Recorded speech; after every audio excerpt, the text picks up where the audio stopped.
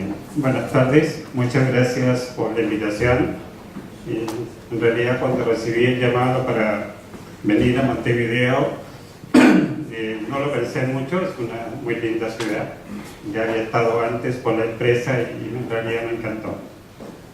Lo que vamos a hablar hoy día es COVID para riesgo, COVID-5, que voy a partir con dos preguntas iniciales. ¿Cuántos son socios de ISACA?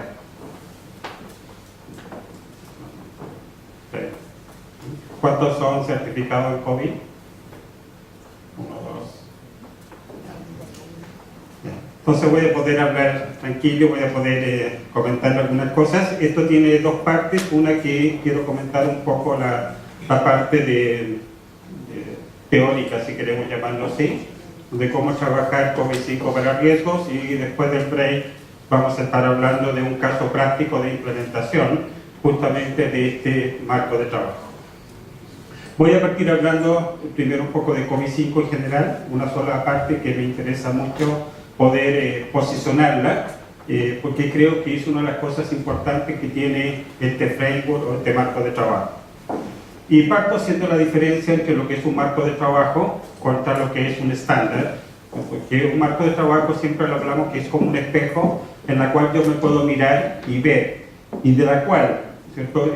Esa comparación que yo hago, ¿cierto? Veré qué cosas tomo, qué cosas puedo tomar hacia el interior de mi empresa, y nadie va a venir a fiscalizarme si lo estoy cumpliendo o no. A diferencia de un estándar en la cual sí hay una certificación detrás, hay una auditoría en la cual va a certificar que tú cumpliste con el conjunto de pasos, con lo que te están exigiendo, o tienes justificación para aquellos que no vas a cumplir, y eso te dice, ¿no es cierto, señor? Usted es certificado 27.000 o 9.000, 14.000, 38.000, 20.000, todas las que queramos colocar en normas ISO, ¿cierto? Que ya son muchas. O sea, y no solamente existen normas ISO en temas de TI, sino que también existen normas ISO, por ejemplo, sobre calidad del agua y diferentes cosas en las cuales a veces ni siquiera nos imaginamos que están esto. Partiendo de esa aclaración, decimos que COVID es un framework o es un marco de trabajo. Por lo tanto, podemos tomarlo o bien adaptarlo adecuadamente a nuestras necesidades de la organización.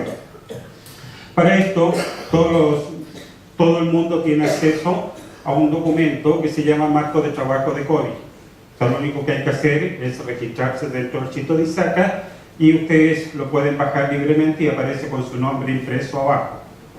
Para los que somos socios, tenemos algunas cosas más interesantes, en el cual también existe otro documento que se llama Procesos Catalizadores, y hay otro también que se llama de implementación. Una de las cosas que alguien me comentaba en Chile en una oportunidad, me decía, oye, implementar COVID, que en realidad es muy difícil, es muy complejo. En realidad yo tomaba el manual de COVID 4.1 y no podía hacerlo. Entonces yo dije, pero ¿tienes este otro manual? ¿Tienes esta otra cosa? Me decía, no, es que en realidad nunca sabía que existía. O sea, yo creo que si queremos implementar COVID, sí tenemos un montón de información y de cómo esto lo podemos relacionar y podemos llevarlo a la práctica. De hecho, COVID-5 para riesgos ya está su versión en español hace un tiempo. Es un esfuerzo de traducción en la cual partió Barcelona, ¿cierto? Pero nos invitó a una serie de latinoamericanos también a participar dentro de este esfuerzo, y la cual ha sido un buen trabajo. Y así también tenemos otro documento que se llama Escenarios de Riesgos, que está solamente en inglés, pero son parte de lo que vamos a tener que usar para poder entender un poco COVID-5 para riesgo y cómo lo podemos implementar. Partimos hablando primero de satisfacer esta necesidad de las partes interesadas, que es el primer principio que parte, lo cual COVID-5, que en total son 5 principios.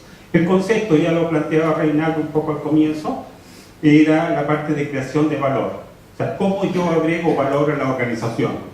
Y cuando hablamos de valor, ¿no es cierto?, no estamos hablando del valor monetario, sino que cómo hacemos algo interesante, y esto lo podemos definir en dos términos.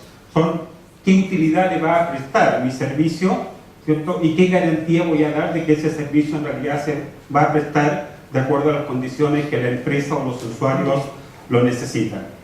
O sea, no solamente que sea útil, que me sirva para lo que yo requiero, sino que cuando yo lo quiera usar en términos de disponibilidad, capacidad, seguridad, pueda ser usado adecuadamente.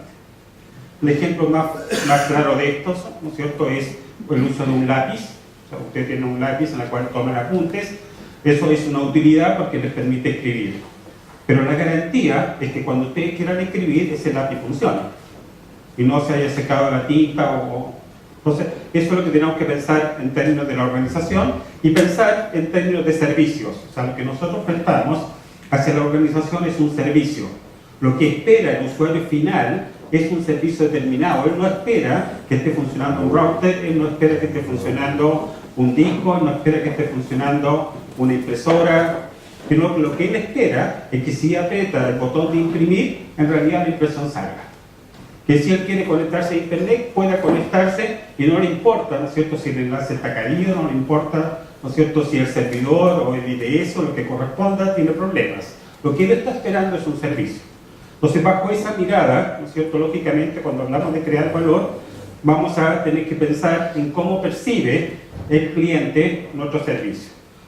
Y eso dentro de la organización hablamos de la realización de beneficios, que nos interesa a todo la parte de lucro, ¿cierto? Pero incluso las empresas sin fines de lucro, que así se definen, tienen la obligación también de generar beneficios para efectos de redistribuirlo dentro de sus asociados, dentro de sus personas. Y si hablamos de empresas fiscales o empresas del Estado, también tienen la obligación de realizar beneficios, pero beneficios medidos bajo el concepto de aporte social. O sea, en el fondo, todos tenemos que realizar beneficios. Pero esa realización de beneficios no puede ser solamente eso si en realidad no estamos optimizando el riesgo. O sea, yo puedo tomar una decisión hoy día como empresa, ¿cierto?, muy arriesgada, en la cual si logro, ¿no es cierto?, el objetivo de lo que yo pensaba, los beneficios pueden ser muy altos. Pero si me equivoqué, ¿no es cierto?, puedo tener pérdidas muy grandes. Por lo tanto, tiene que haber un equilibrio adecuado entre el riesgo que está tomando la organización versus los beneficios y el uso adecuado de los recursos. La empresa tiene un conjunto de recursos en la cual tenemos que buscar cómo logramos, ¿no es cierto?, sacar el mayor provecho de ellos. Por ejemplo, si nos comparamos, que decimos, mira, este año nos ha ido fabuloso, tenemos un crecimiento de un 50% en las utilidades, el nivel de riesgo lo manejamos en un 2%, ¿cierto? Así que en realidad esperamos un bono especial este año. Pero si comparamos con el resto de las empresas, ¿no es cierto?, de repente la empresa, nuestra competencia del lado, logró un 80%. Entonces, en realidad, tú lograste un beneficio adecuado, o en realidad, ¿por qué no lograste el 80%? Ah, que esto lo hice, ¿no es cierto?, pero en realidad usé el 50% de la capacidad de mi gente. ¿Con eso mereces un premio? ¿O en realidad mereces, ¿no es cierto?, un llamado de atención de por qué no usaste la totalidad de los recursos a tu disposición? Entonces, es la combinación de estas tres cosas lo que podemos hablar de crear valor. También, dentro de esto, de satisfacer la necesidad de las partes interesadas, las empresas, los stakeholders dentro de la organización son muchos. Por lo tanto, los intereses que tenemos los colaboradores puede ser que quiero que me paguen el mayor sueldo posible y trabaje lo menos que pueda, ¿no?, y tener el mayor tiempo también disponible. Pero los dueños de la empresa están pensando en cómo logro, ¿no es cierto?, generar la mayor cantidad de ingresos posibles. El fisco, por otro lado, está pensando cómo logro que esta empresa gane dinero para que me pague más impuestos. El proveedor está pensando, ¿no es cierto?, cómo logro vender más. El cliente, cómo logro que esta empresa genere productos que en realidad me sirvan. Y así hay una serie de intereses, por la misma población donde estamos situados, también tiene intereses dentro de ello. El tema de gobierno, dentro de lo que define COVID, es justamente cómo logramos aunar este conjunto de intereses y nos fijamos metas comunes. En la medida que logramos convencer a todos y la meta es única, vamos a tener todo un único camino a seguir y todos vamos a empujar el barco hacia el mismo lado. Y no vamos a tener que uno está remando para una parte y otro para otras. Ese es el gran desafío en temas de gobierno. ¿Cómo logran estos directivos juntar los diferentes intereses para llegar a metas comunes? Para eso nos vamos a preguntar quiénes son los beneficios, quiénes asumen los riesgos, etc. La otra cosa interesante de esto, si ustedes van o han leído el framework de COVID, en su página 50 hacia la página 57, lo que habla de los anexos, ¿cierto?, habla de las famosas cascadas, ¿ya? Lo que esto plantea es que hay un estudio de la Universidad de Amberes, Bélgica, que es la segunda universidad en el mundo, y los belgas son una de las cosas que se distinguen, aparte de los chocolates, lógicamente en la parte de educación. O sea, ellos tienen un sistema educacional de que los niños van desde los 3 años al colegio, pero desde los 3 años hasta los 5 o 6 años, lo único que hacen es jugar. Pero eso jugar le enseñan a tener responsabilidades, a comportarse, de manera que cuando ya enfrentan el periodo de aprendizaje, ya saben comportarse, saben atender al profesor, saben los horarios y ese conjunto de cosas. Entonces, tiene un sistema de educación bastante interesante. Y esto hizo un estudio para preguntar a nivel mundial cuáles son las metas que tiene la organización. Y dentro de este estudio resultaron finalmente 17 metas, en las cuales ustedes pueden preguntar dentro de su organización, de estas 17 metas, cuáles son las 3 o 4 que nosotros tenemos como empresa. La otra cosa simpática que tiene, una de las también que se hablaron en las charlas anteriores, que uno de los factores que medimos es el Balance Scorecard, o el cuadro de mando integral. Entonces, justamente estas 17 metas están divididas, cuáles son de financieros, cuáles son de clientes, cuáles son de la parte de la organización. Entonces, hace sentido, ¿no es cierto?, de acuerdo a esto, si la empresa está enfocada mucho más hacia el manejo interno o está más manejada, ¿no es cierto?, hacia lograr un beneficio económico, porque la idea también de que estas metas sean balanceadas. Posterior a eso, le empezaron a preguntar a los gerentes de TI, señores, cuáles son sus metas. Y finalmente también llegaron a una cantidad de 17 metas que tiene TI y también pudieron clasificar estas metas dentro del Balance Scorecard. Entonces, lo que hizo todo el equipo de COVID cuando se desarrolló fue decir, oye, ¿por qué no junto yo lo que son las metas de la empresa con las metas de TI? Y hago un crucing acá. Y esto lo lograron cruzar de tal forma, ¿no es cierto?, que yo puedo tomar una meta de la organización y voy a llegar a cuáles son las metas de TI. Por lo tanto, si lo que hablábamos anteriormente o se planteó de que teníamos que estar alineados con las metas de la organización, ya tenemos parte de la tarea hecha. O sea, yo puedo mirar, ¿no es cierto?, que el objetivo de la organización es de lucro, que estamos hablando de la meta número 1, eso está apuntando como a 7 metas de TI. Entonces, tomamos estas metas de TI y de ahí también tenemos que clasificarlas, porque tenemos que ver cuáles son las más importantes dentro de esto. Pero el trabajo sigue y dice, ok, yo tengo estas metas de TI, pero resulta que en COVID tengo 37 procesos. Entonces, estos 37 procesos, ¿de qué forma se relacionan? Entonces, lo que se hizo fue mapear las metas de TI con los procesos. Tomando estas metas de TI, buscando cuáles son los procesos, cuáles son los principales, podemos llegar a que la meta número 1, por ejemplo, tiene 5 procesos incorporados. Esos 5 procesos nuevamente volvemos a filtrar para decir cuáles en realidad son los más importantes, porque no voy a tomar 20 procesos para poder trabajar, tengo que trabajar con un número más limitado. Bueno, filtramos, pero a su vez, y ahí nos vamos a lo que es el segundo libro de COVID, que son los procesos catalizadores o procesos habilitadores, en la cual cada proceso está dividido y en la cual me dice cuál es el objetivo del proceso, cuáles son las metas de TI relacionadas, cuáles son las metas del proceso, me dice cuál es la McKinsey, cuál es la responsabilidad que tiene cada uno de los participantes y después eso me lo separa por prácticas. O sea, me dice este proceso tiene 4 prácticas, 5 prácticas, 6 prácticas. Y esas prácticas nosotros podemos ya mirar cuáles son las más importantes, porque es un marco de trabajo, cuál es más importante para nosotros. Y dentro de cada práctica vienen los conjuntos de actividades. Este conjunto de actividades te dice de dónde proviene la información, lo que tú produzcas, hacia dónde va, ¿no es cierto? Y te va listando las actividades una a una. Tú verás, ¿no es cierto?, cuáles asumes, cuáles quieres aplicar, cuáles son las que realmente te importan. Entonces yo puedo llegar a un nivel de actividad y de esa forma puedo decir que esta actividad está relacionada con tal meta de la organización. Y con eso puedo sí decir que estoy incorporando valor a la empresa. O sea, eso es un bonito desafío para poder hacerlo, lo pueden practicar, ¿cierto? Y yo creo que pueden empezar a mirar cuántas cosas hacen ustedes en la organización y cuáles en realidad están relacionadas con las metas de la organización. Explicado eso, vamos ahora a lo que ya es riesgos. Explicar un poco lo que es riesgo de TI. Este es un modelo que ya estaba anteriormente presente en RISC-IT, que se incorporó también, en la cual lo que esto plantea es que hoy en día TI ya no es un área de la organización, un área más de la organización, como era antiguamente, en la cual existía el área de TI, estaba en un departamento determinado y estaba toda la gente un poco aislada. Hoy día TI está presente en cada una de las actividades que nosotros hacemos. cada una de las actividades de la organización hay un componente TI puesto.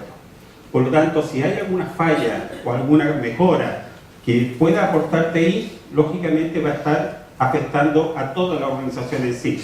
Por lo tanto, no podemos mirar hoy día el riesgo de TI como un riesgo de cumplimiento, como un riesgo económico, como un riesgo crediticio, sino que tenemos que mirar que hoy día cualquier cosa que pase en TI es toda la organización la que va a estar sufriendo.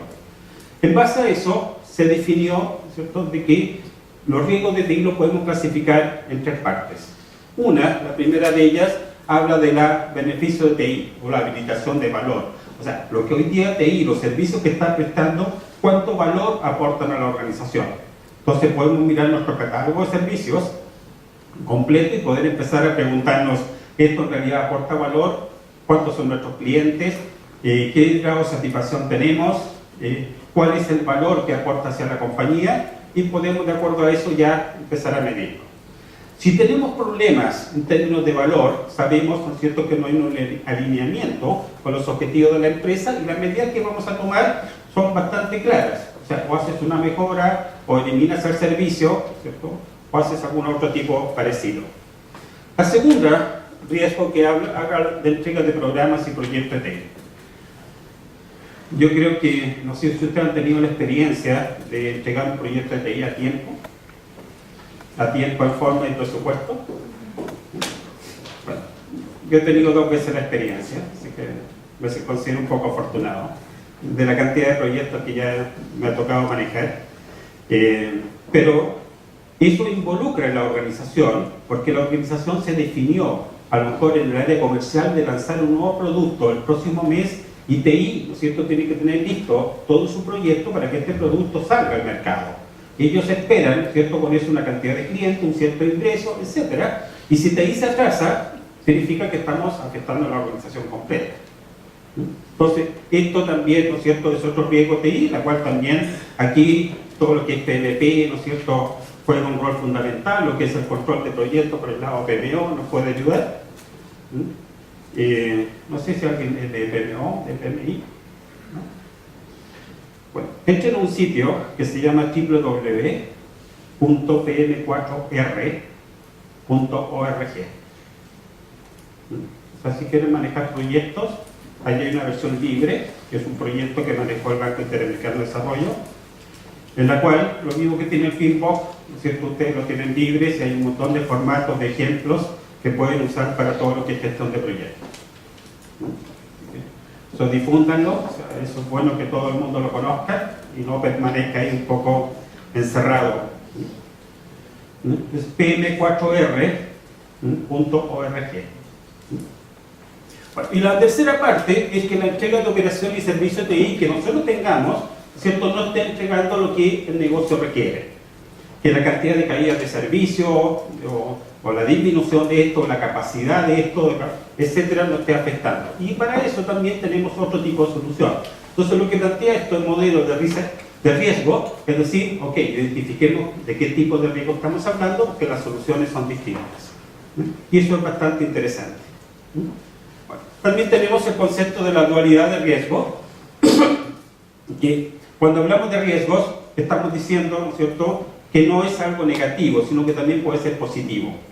O sea, si ustedes saben un poco la filosofía china, cuando habla de riesgo, habla de oportunidad.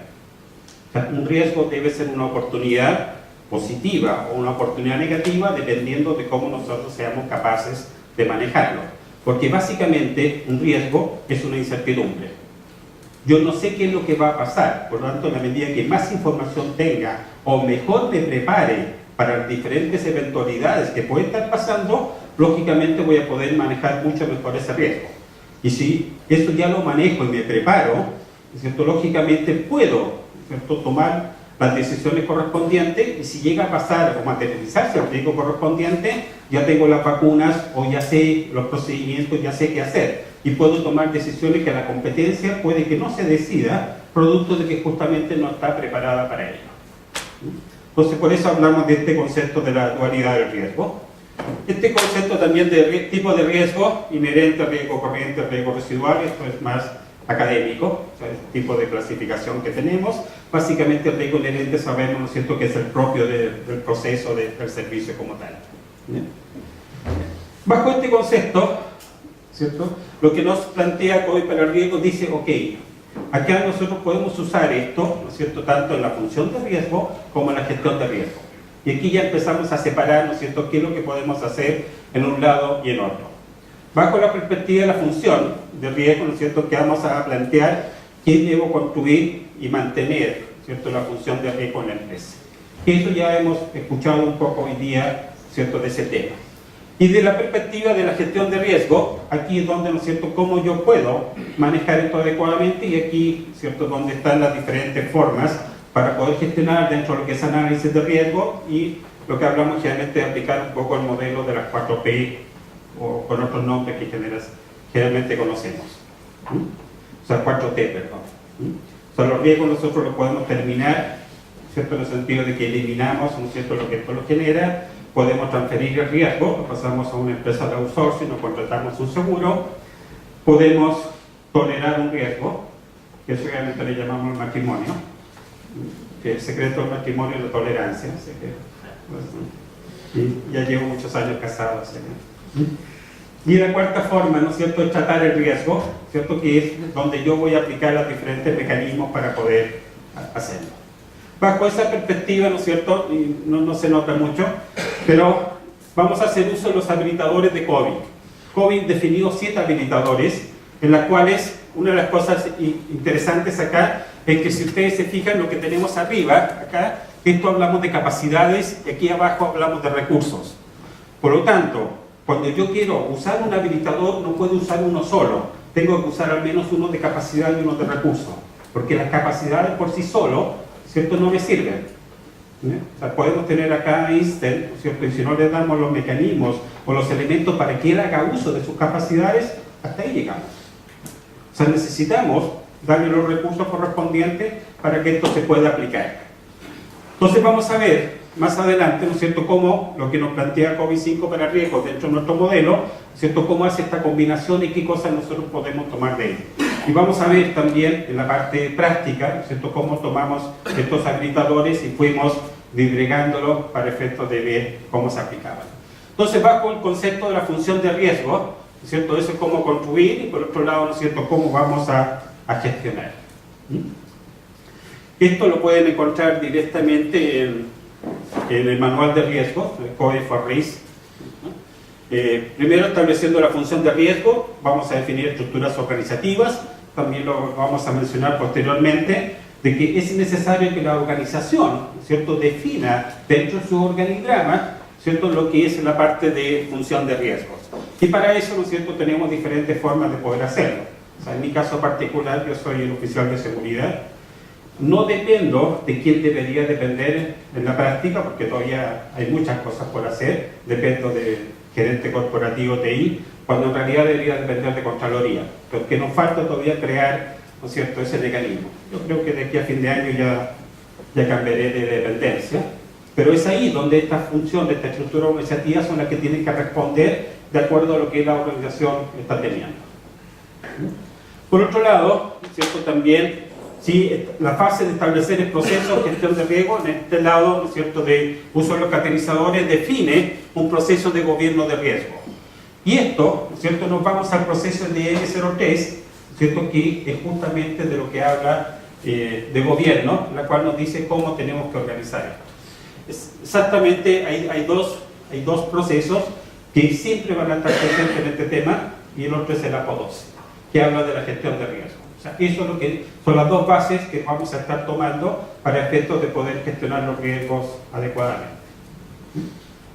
Por otro lado, tenemos también la empresa ejecuta procesos definidos, ¿cierto?, también basado en tales procesos define el apetito, responde al riesgo, ¿cierto?, de acuerdo a lo que vamos definiendo.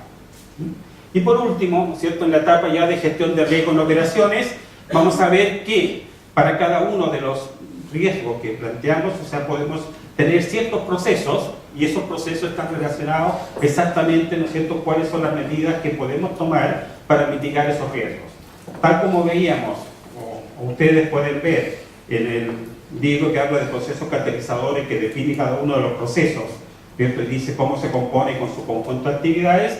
Lo que van a encontrar acá en COVID for Risk, va a decir, estos son los riesgos asociados a estos procesos y estas son las actividades que usted puede hacer para efectos de mitigar ese riesgo. Lo que yo llamo, ¿no es cierto?, el manual de cortapalos. O sea, nos va dando todos los pasos, ¿cierto?, para que tú puedas, de acuerdo a eso, tomar qué es lo que puedes ir aplicando. Entonces nosotros tenemos nuestros habilitadores, que para eso tenemos ciertos estándares. No sé si conoces COSO RM o COSO 2, que llamamos también, aunque hoy día ya está en COSO 3 con su última modificación, que eso es ampliamente conocido por los auditores internos porque ellos aplican todo lo que es el modelo COSO. También lo que es la ISO 31000, que era la antigua norma australiana neozelandesa, que justamente una de las gracias que tiene esa norma es que nos habla de los gráficos, de las matrices de riesgo, y también nos da ciertos formatos para poder manejar los riesgos. También podemos hablar de la 27005, ¿no es cierto?, que es justamente de la serie de la familia 27000 que está relacionada con los riesgos de TI. Pero no olvidemos que la 27001 se dice que está planteada para los riesgos de la información, y la información es todo. O sea, lo que hablamos de la conversación de los 11 segundos también está incluida dentro de los riesgos de la información. O sea, la conversación de los 11 segundos es la que se da generalmente en los ascensores, cuando tú te encuentras con la persona y conversas. Hay muchas otras personas escuchando la conversación y tú puedes estar planteando que la persona tome una decisión sobre algo que el resto no tiene por qué saberlo. Entonces, ¿cómo protegemos eso? O ¿cómo protegemos, ¿no es cierto?, de que cada uno de nosotros nos juntemos, ¿no es cierto?, con los amigos, no sé si usted hace mucha parrilla acá, digamos, o ese tipo de cosas, y empiezan a contar qué hacen en su trabajo, en qué proyectos están, y muchas veces contamos datos que son privados de la organización, que son proyectos y todavía están en modalidad de proyectos, y después nos extrañamos por qué la competencia, ¿no es cierto?, sacó el proyecto antes que nosotros. Eso es lo que habla también la 27001 de protegerlo. No es un tema nuestro de acá, de ahora. Bueno, después vamos con la parte de los escenarios de riesgos. ¿Ya? Lo que plantea también dentro de este modelo son 20 escenarios de riesgo. Cuando veíamos el modelo RIS-IT teníamos 36 escenarios, hoy día tenemos 20, en la cual vamos a ver cómo podemos clasificar qué escenario podemos ocupar y en base a eso poder aplicar, ¿cierto?, las diferentes componentes de COVID para ello. Para eso también nos plantea, ¿no es cierto?, que vamos a usar ITIL o la ISO 20000, ¿cierto?, que es una de las cosas que nos ayuda principalmente por lo que es entrega y servicio. Dentro de lo mismo, hay ciertos principios para la gestión de riesgos, o sea, tal como teníamos nosotros los 5 principios de COVID, para la gestión de riesgos nos definimos 7 principios. Dentro de esto, ¿cierto?, tenemos primero conexión con los objetos corporativos. O sea, si vamos a manejar riesgo, lo primero que vamos a preguntar, señores, ¿cuál es su apetito de riesgo? ¿Cuál es el apetito de riesgo de la organización? O sea, ¿cuánto están dispuestos ellos a soportar? Bueno, ese apetito, ¿no es cierto?, también tiene que ver con el riesgo aceptable, porque no necesariamente voy a cumplir con el apetito, sino que hay un cierto nivel de tolerancia, llamémoslo así, que pasa a ser un riesgo aceptable. También alinearse con el RM, o sea, cuál es la gestión de riesgo de la organización, de la empresa. Aquí estamos hablando de riesgo TI, vamos a alinearnos con lo que la organización tiene definido. Por ejemplo, uno de los principios que nosotros tenemos habla de que tenemos que actuar con seguridad. O sea, nosotros tenemos que tener pasión, excelencia y seguridad dentro de nuestro trabajo, de que son los principios de la empresa. Y cuando hablamos de seguridad, están hablando principalmente de seguridad laboral, de ese tipo de seguridad, más que hablar de seguridad de TI. Entonces, una de las cosas que uno tiene que ir cambiando es justamente que la seguridad de TI en realidad también tiene que formar parte de los riesgos del negocio. También balance costo-beneficio, o sea, esto es básico. O sea, lo que decimos nosotros en Chile, que no te cueste más caro la vaina que el sable. Entonces, conocen el dicho, ¿no? El sable, cuando tú lo guardas, ¿no es cierto?, ese estuche, ¿no es cierto?, nosotros le llamamos vaina. Entonces, te cuesta mucho más caro el estuche, ¿no es cierto?, que lo que tiene adentro. Entonces, eso no es bueno. También promover la comunicación justa y abierta, ya nos planteaba Reinaldo antes, una de las cosas que nosotros hacemos es cada 2 meses hacer una charla de seguridad, que es abierta a toda la organización, en la cual yo invito a mis amigos a que vayan a hablar y expongan durante 1 hora, pero no hablamos de temas de riesgos de TI, hablamos de riesgos de tecnología, pero asociados a las personas, de cosas del día a día. Entonces viene la persona y habla de los riesgos de usar Internet, ¿no es cierto?, para todo lo que es el manejo bancario. Entonces, mira, estos son los riesgos que se presentan, que si tú estás, ¿no es cierto?, en una estación pública, en la cual tiene Wi-Fi abierta, ¿no es cierto?, esto es lo que te puede pasar. O si usas Facebook, ¿no es cierto?, etc. Entonces la gente empieza a notar, ¿no es cierto?, o a palpar este concepto de seguridad. Sobre eso, venimos encima después y decimos, mira, eso que te pasa personalmente también le afecta a la organización, y ahí empiezas tú ya a hablar de los principios, políticas, normativas que la organización tiene. Pero no buscamos, ¿no es cierto?, imponer una norma así por conocimiento, sino que buscamos que la persona empiece a pensar en seguridad como una cosa propia de ella. También establecer, ¿no es cierto?, un enfoque directivo y responsabilidades. O sea, esto es definir los roles correspondientes para cada uno, funcionar como parte de las actividades diarias. O sea, la seguridad es a cada momento. Esto no es que llegue el proceso de auditoría y ahí recién nos vamos a preocupar de la seguridad, sino que yo estoy desvinculando a una persona en este momento, debo avisar a TI para efecto de que se provoque, ¿no es cierto?, el bloqueo correspondiente a las cuentas. Y no esperar, ¿no es cierto?, mira, los sueldos los procesan como el día 25, así que en realidad le informo al 25 antes de que procesen los sueldos para que no te paguen. O sea, con eso estás afectando seguridad. Entonces, esto es algo que podemos estar manejando. Y también el enfoque, ¿no es cierto?, consistente de seguridad. O sea, adecuadamente para poder entregarlo. Otra de las cosas que plantea este COVID-5 para riesgo, y que también es interesante para ustedes que lo lean, lo tomen, porque habla de las políticas. Y generalmente cuando definimos políticas, uno empieza, ¿no es cierto?, a llamar al amigo y le dice, oye, tú tienes una política de esto que me conviene, que me preste, ¿no es cierto?, para hacer algo parecido, y generalmente nunca partimos desde cero, ¿no? O sea, es muy raro poder partir una política desde cero. Pero lo que no nos preocupamos, o entra el punto de discusión, es qué debe contener la política.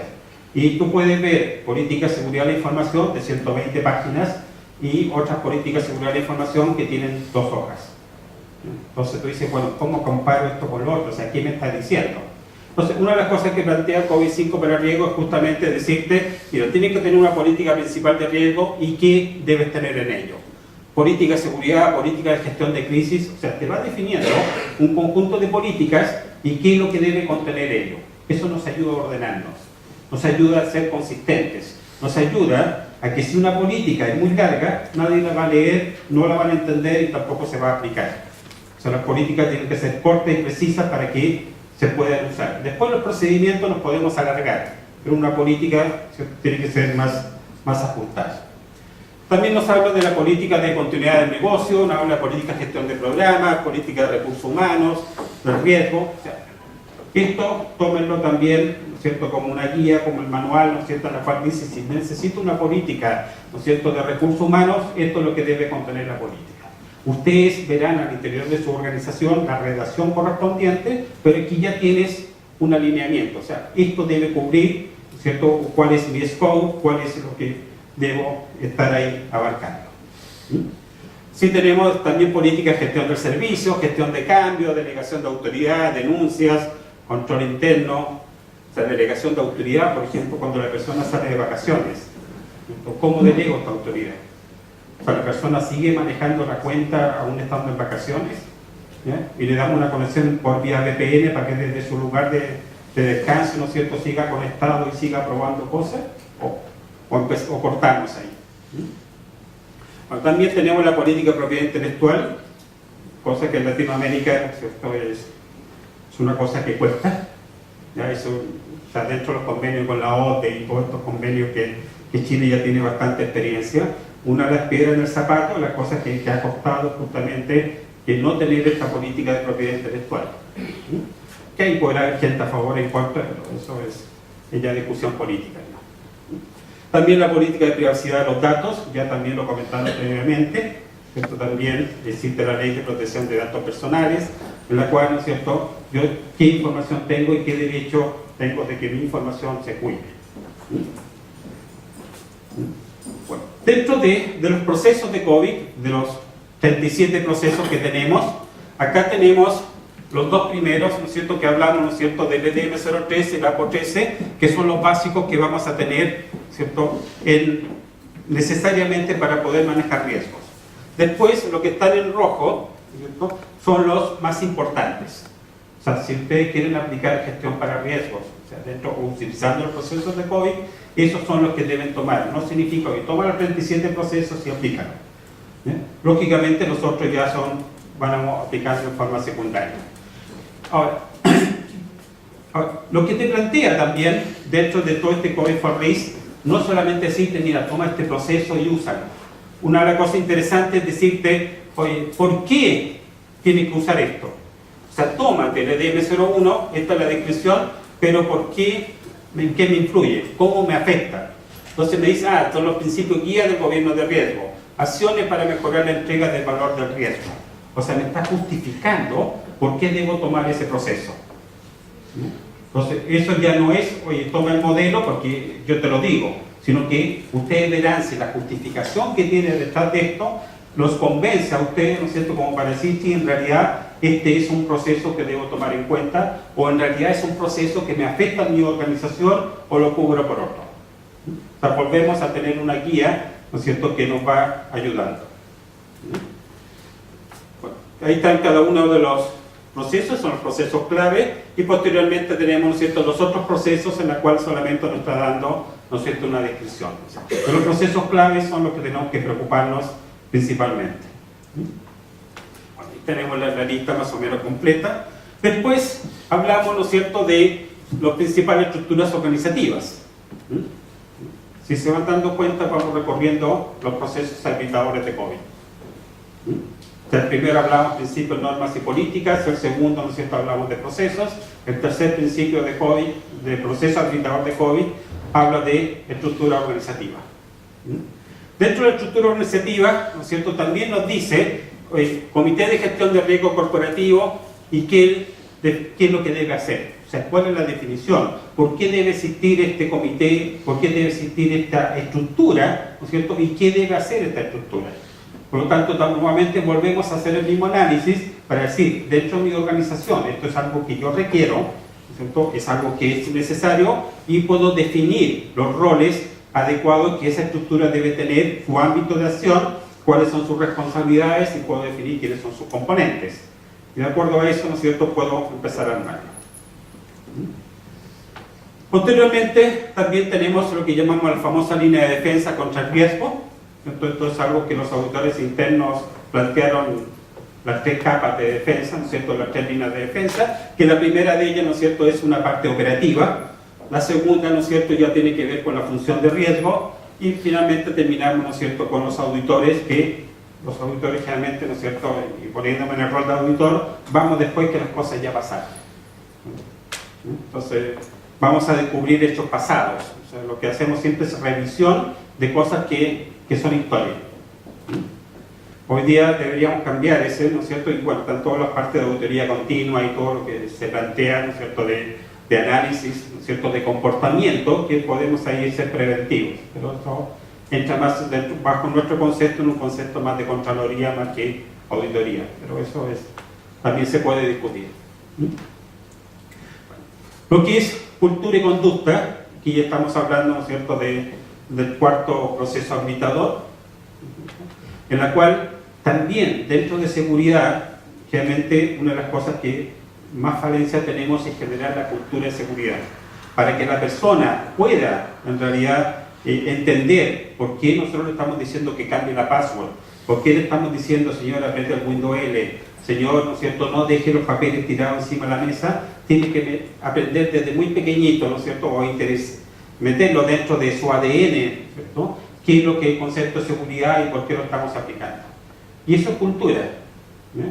Y eso es parte que hay que machacar cada día hasta que la persona, ¿no es cierto?, lo pueda entender. Si la persona lo entiende y forma parte de su comportamiento, es mucho más fácil, ¿no? Por ejemplo, todos, ¿no es cierto?, tenemos la cultura de cuando nos levantamos en la mañana, ¿no es cierto?, nos damos una ducha o nos lavamos la cara, ¿no es cierto?, y eso es parte de nuestra cultura diaria. También debería ser con la seguridad. O sea, debería ser normal, ¿no es cierto?, que bloqueemos las pantallas, debería ser normal que cuidemos los documentos, que ojalá dejemos, ¿no es cierto?, nuestro escritorio limpio, ¿cierto? O sea, hay una serie de cosas que deberíamos estar haciendo ahí.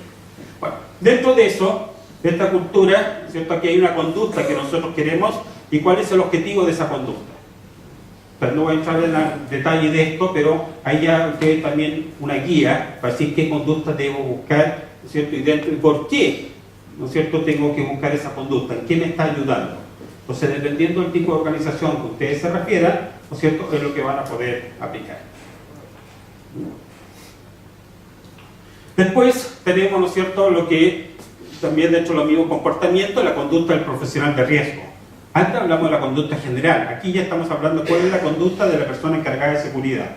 Aquí ya hay varios de ustedes que trabajan en temas de seguridad, así que esto les pega directamente, ¿no es cierto?, para saber si en realidad están cumpliendo con lo que esto plantea. Pero no se asusten, es un modelo, así que podemos aplicarlo o no. También tenemos cuál es la conducta de la gerencia. Escuchaba a Reinaldo anteriormente que decía los principales que deben estar capacitados debe ser la gerencia porque son quienes toman la decisión. ¿Cómo meto estos conceptos, ¿no es cierto?, con la gerencia? ¿Cómo logro, ¿no es cierto?, que en realidad ellos asuman su rol? En términos de habilidades y competencias, también que ya estamos hablando, esto ya son los que hablamos de los recursos. O sea, ya nos saltamos a la parte de abajo, los habilitadores que deben tener habilidades de liderazgo, analítico, pensamiento crítico, ¿no? O sea, no pensar con el estómago, sino que pensar, ¿no es cierto?, con la cabeza. También ahí vamos diciendo qué necesidades de capacitación, entrenamiento necesitamos, qué experiencia en riesgo, qué entendimiento técnico, y aquí estamos hablando de gestión. O sea, aquí no estamos diciendo, señores, ustedes tienen que meterse al computador, ¿no es cierto?, y empezar a hacer, ¿no es cierto?, un ataque ético, tienen que empezar a mirar, ¿no es cierto?, meterse a la interés profunda, buscar ciertas cosas. No, o sea, lo que estamos haciendo acá es solamente gestionar. Los procesos principales son el EDM03 y el APO12, esos dos, ¿no es cierto?, que son los que siempre tienen que estar presentes. Y después, ¿no es cierto?, nosotros vamos a estar mirando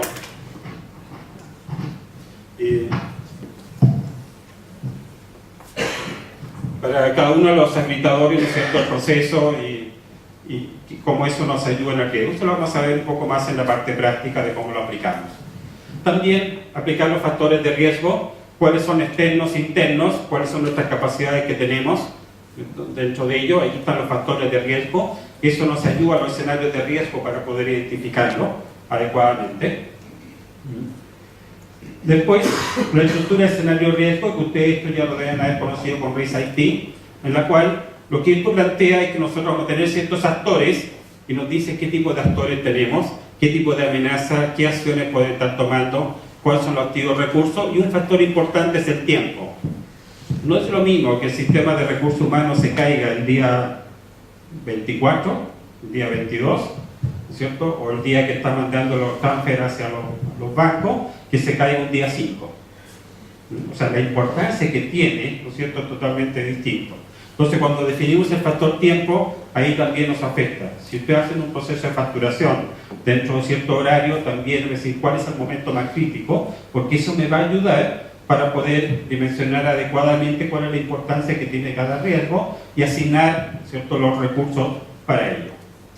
Entonces, esta estructura de escenario, ¿cierto?, nos plantea acá que tenemos una cierta categoría de escenario con un tipo de riesgo. Ese tipo de riesgo es la misma clasificación que nosotros hicimos al comienzo de RIS-IT. Es un tema que tiene que ver con el alineamiento de TI, con el tema de programas o con el día a día. La P significa que es principal, que pega directamente, la S es secundario, y nos da escenarios negativos y escenarios positivos. O sea, recordar que el riesgo es incertidumbre. Entonces podemos decir, en una forma negativa podría pasar esto, en una forma positiva podría pasar lo otro. ¿Ya? Y ya tenemos ahí el conjunto de ejemplos. Y en base a eso, ¿no es cierto?, vamos a tomar nuestro escenario, vamos a hacer un análisis de riesgo, y de acuerdo a eso, ¿no es cierto?, vamos a ver si ese riesgo excede el apetito de riesgo. De acuerdo a eso, vamos a ver qué respuesta vamos a dar, y esto es lo que ustedes ya conocen, ¿no es cierto?, bastante, y es lo que hablamos de las famosas 4T. O sea, esto es lo que plantea RISC-IT. Y aquí hay un ejemplo, ¿no es cierto?, que frente a un código malicioso, o sea, lo que es el famoso malware, y con esto ya vamos terminando acá. Si en un escenario negativo dice se ha producido una intrusión de código malicioso en los servidores críticos, la computadora portátil se infecta frecuentemente con código malicioso, y en un escenario positivo dice que la infraestructura TI se protege de forma apropiada a través de firewall y monitoreo continuo de la red. O sea, nos está dando las dos caras de la medalla.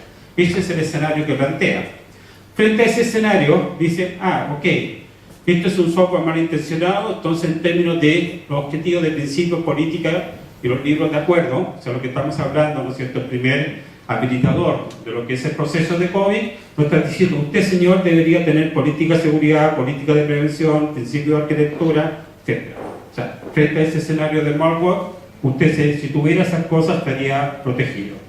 En términos, ¿no es cierto?, de procesos, estos procesos, ¿no es cierto?, usted debería tener el APO 01, pero dice .03. O sea, no te dice solamente el proceso, sino que también te dice cuál es la práctica que tú puedes aplicar para ello. ¿Ya? Y te está dando, ¿no es cierto?, qué es lo que debes hacer ahí o cuál es la gestión adecuada. En temas, ¿no es cierto?, que tienen que ver con la estructura organizativa, tiene que haber un gestor de seguridad de la información, un jefe de operaciones, también cultura, ética y conducta, qué es lo que debes tener, comportamiento. En temas de los objetivos de información, que es otro de los habilitadores, también en términos, ¿no es cierto?, de estructura de servicios y aplicativos, y finalmente los objetivos de personas, sus habilidades y competencias. O sea, te va paseando por cada uno y te dice, ok, frente a este escenario, ¿no es cierto, señor?, usted debería contar con estos elementos. Si contara con estos, ¿no es cierto?, va a situarse mucho más en el escenario positivo, más que en el escenario negativo. ¿Preguntas?